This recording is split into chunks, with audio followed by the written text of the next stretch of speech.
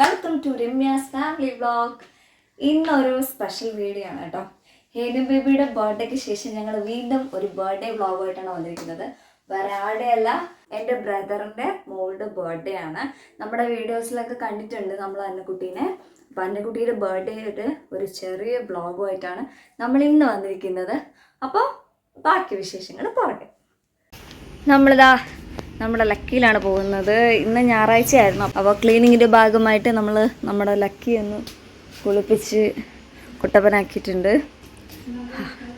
എന്നാ സുന്ദരനാ, ഭയങ്കര ചെളിയായിരുന്നു കേട്ടോ. കുറച്ച് നാളായി നമ്മൾ വണ്ടി കഴുകിയിട്ട്, ഒരു മാസം ആയെന്ന് തോന്നുന്നു. സാധാരണ അത്രയും ഇട്ടിരിക്കത്തില്ല നമ്മൾ, പക്ഷേ ആദ്യമായിട്ട് കുറച്ച് നീണ്ടുപോയി. കുറച്ച് ബിസിയും കാര്യങ്ങളൊക്കെ ആയിരുന്നു, അതുകൊണ്ടായിരുന്നു. സെറ്റായി. അന്നക്കുട്ടിക്ക് ഞങ്ങളുടെ വക 2-3 ചെറിയ ഗിഫ്റ്റൊക്കെ നമ്മൾ മേടിച്ച് വെച്ചിട്ടുണ്ടായിരുന്നു. അപ്പോൾ അതൊക്കെ എടുത്ത് നമ്മൾ വീട്ടിലോട്ട് പോവാണ്.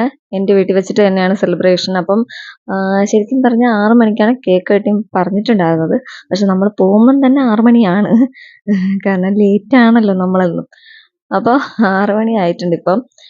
ഞാൻ പറഞ്ഞല്ലോ, ക്ലീനിങ്ങും കാര്യങ്ങളൊക്കെ ആയിട്ട് ഇന്ന് കുറച്ച് തിരക്കായിപ്പോയി. അപ്പം ഞങ്ങൾ ഇറങ്ങാനും കുറച്ച് ലേറ്റായി. ഈ ബേബി നല്ല ത്രില്ലിലായിരുന്നു കേട്ടോ. അന്നക്കുട്ടിയുടെ ബർത്ത്ഡേ സെലിബ്രേറ്റ് ചെയ്യാൻ പോകുന്നൊക്കെ പറഞ്ഞ് ഭയങ്കര ഡയലോഗൊക്കെ ആയിരുന്നു. അവിടെ എത്തിയ ഉടനെ തന്നെ ഞങ്ങളുടെ കയ്യിലിരുന്നൊരു ഗിഫ്റ്റ് മേടിച്ച് അന്നക്കുട്ടിക്ക് കൊടുത്തായിരുന്നു. പിന്നെ ഞങ്ങളൊരു ഗിഫ്റ്റ് കൊടുത്തായിരുന്നു, ഞാനും മിച്ചാനും കൂടിയിട്ട്. ശരിക്കും പറഞ്ഞാൽ എൻ്റെ ഹാപ്പി ബർത്ത്ഡേ പോലും ഒക്കെ വേണ്ടായിരുന്നു, അവൾ ആ ഗിഫ്റ്റും കൊണ്ട് ഓട്ടമായിരുന്നു.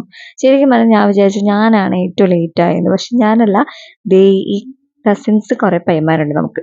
ആ പയ്യന്മാരാണ് ശരിക്കും പറഞ്ഞാൽ ലേറ്റ് ആക്കിപ്പിച്ചത്. ചേട്ടന്മാരും അനിയന്മാരും ഒക്കെ എത്തിയപ്പോഴത്തേക്കും ഒരുപാട് താമസിച്ചിട്ടുണ്ടായിരുന്നു. പിന്നെ അന്നക്കുട്ടിയുടെ അമ്മാമ്മയും അപ്പാപ്പനും ഒക്കെ ഉണ്ടായിരുന്നു. പിന്നെ അന്നക്കുട്ടിയുടെ ആൻറ്റിമാരുണ്ടായിരുന്നു. ആൻറ്റിമാർ കുറേ പേരുണ്ട് കേട്ടോ. ഞങ്ങളുടെ കസിൻ തന്നെയാണ്. അപ്പം അന്നക്കുട്ടിക്കൊക്കെ ആൻറ്റിമാരായിട്ട് വരും.